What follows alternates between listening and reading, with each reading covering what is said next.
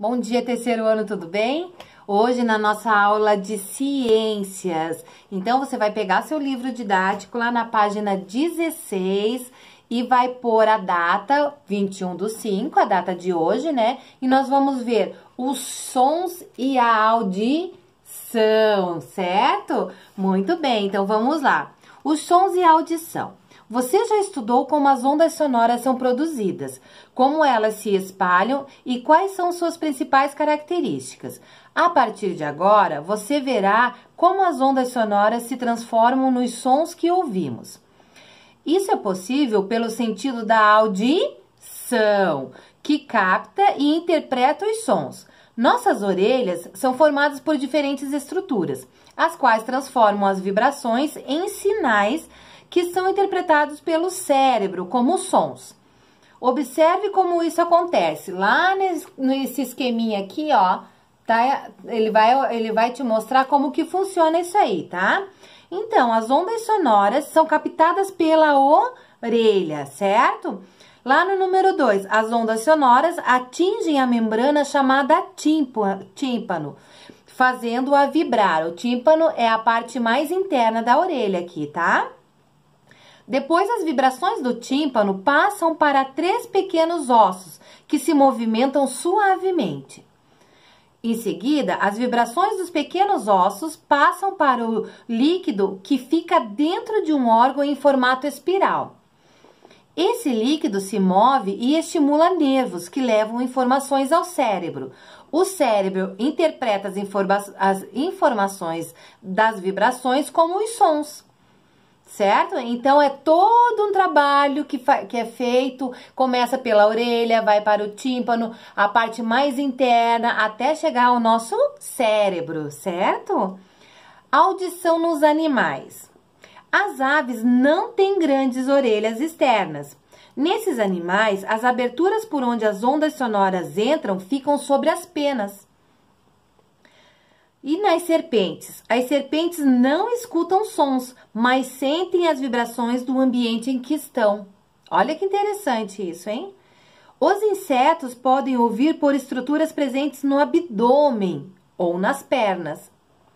E os cães e gatos são capazes de mover as orelhas, assim eles podem captar sons vindos de diversas direções com mais facilidade. Então, eles podem movimentar a orelha e assim eles sentem a vibração do som, certo? Muito bem. Então, põe a data agora lá na página 17, percebendo os sons com o corpo. Põe a data lá, 21/5, tá? Muito bem, percebendo os sons com o corpo. Podemos sentir as vibrações do som em todo o corpo.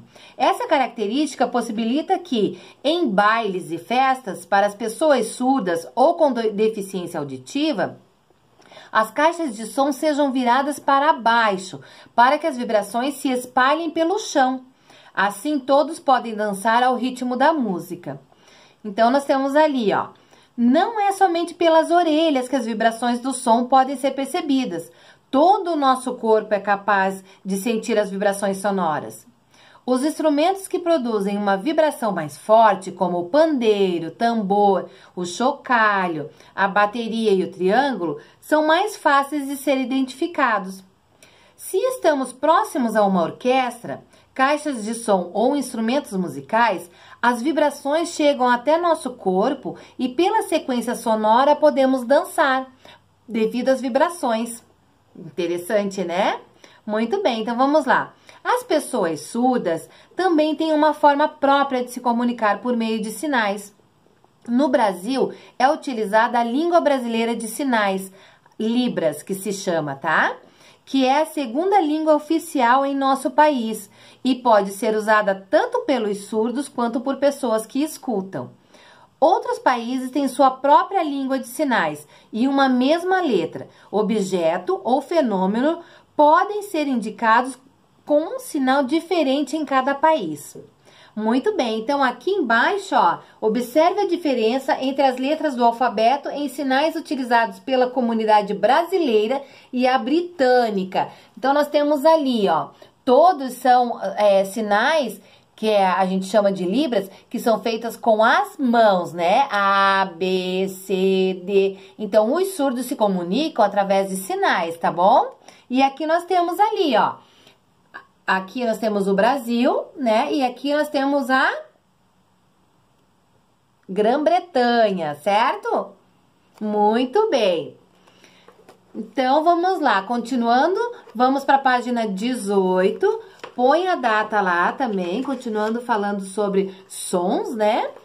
Nós vamos falar agora sobre a poluição sonora. O que é poluição sonora? Isso acontece quando o som é muito alto, é muito estridente, e isso faz mal para os nossos ouvidos. Então, a gente fazendo mal, o que significa? Que isso é uma poluição sonora, né? Que faz mal para os nossos ouvidos, certo?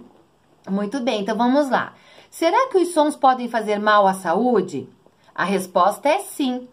Ambientes barulhentos ou sons intensos podem causar estresse, irritação e dores de cabeça.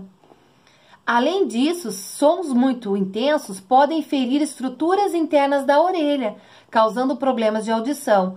Por isso é importante evitar assistir televisão e ouvir música, principalmente com fones de ouvido, em que o som esteja com um volume muito alto, muito intenso. Por quê? Porque quando você está com o fone de ouvido, você acostuma com aquele volume. E você vai cada vez querendo ou vai aumentando mais o volume. E isso faz com que você vá perdendo a sua audição. Que é diferente quando você está assistindo uma televisão, que o som está muito alto e a mamãe fala assim, abaixa esse volume, esse som está muito alto. Então tem alguém controlando você. Né? Agora, quando você tá com o fone de ouvido, não tem ninguém controlando. Então, cada vez que você vai ouvindo o som mais alto, daqui a pouco você não consegue ouvir mais aquele volume. Você precisa aumentar um pouquinho mais para ficar bom para você ouvir. E isso vai fazendo com que o som vai ficando mais alto e a sua audição vai diminuindo, você vai perdendo ela, ok? Muito bem, então ali do lado, ó, nós temos um trabalhador, né, que está usando o quê? Um fone de ouvido. Ali diz assim, pessoas que trabalham em locais barulhentos devem usar equipamentos para proteger as orelhas dos sons intensos. Por quê? Porque no dia a dia, um trabalhador que precisa ficar o dia todo com um barulho de máquinas, de equipamentos, ele também é a mesma coisa que o fone de ouvido. Ele começa a acostumar com aquele barulho e aquilo lá daqui a pouco não está mais incomodando ele, mas está fazendo muito mal para a sua audição, para os seus ouvidos. Então, ele precisa de um protetor que quando ele tira, ele vai fazer a diferença do o que está muito alto e o que está num volume adequado para o seu ouvido. Muito bem? Então tá. Então lá no Vamos Brincar, escutando melhor. Nesse escutando melhor, você vai fazer o quê? Você vai fazer um cone. Você vai precisar de folha de papel e fita adesiva. Ali tem explicativo como você deve fazer, tá bom? Você precisa fazer esse cone, desculpa, para você poder responder as questões abaixo, tá bom? Muito bem. Daí, depois que você fizer o cone, você vai responder no seu caderno de ciências, coloca lá atividade do Colégio Educate, né? A data, 21/5, atividade da página 18. Aí você vai responder lá, depois que você fizer o cone, mas tem que fazer, tá, pessoal? Faz o cone, tira uma foto pra tia do cone que você fez, e daí você vai fazer as respostas.